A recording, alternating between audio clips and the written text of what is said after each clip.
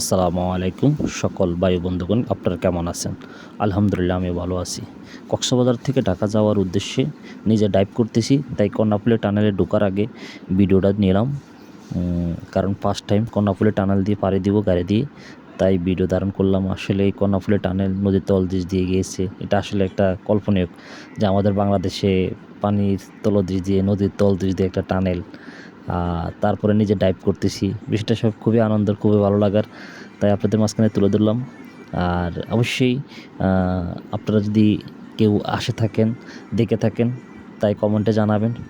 আর আমি এই প্রথম আজকে চট্টগ্রাম থেকে ঢাকা যাওয়ার উদ্দেশ্যে, তখন আমরা কর্ণফুলী টানেলের তলদেশ দিয়ে পাড়ি দিই চট্টগ্রাম।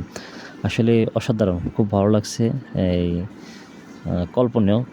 এতদিন যাবৎ বিভিন্ন বিশ্বের বিভিন্ন কান্ট্রিতে শুনতাম যে সাগরের তলদেশ দিয়ে রাস্তা, নদীর তলদেশ দিয়ে রাস্তা, কিন্তু আমাদের বাংলাদেশে এখন আছে এবং আমি নিজে ড্রাইভ করি এখানে পার হয়েছি যে টানেল। আসলে খুব ভালো লাগছে, আনন্দের বিষয়।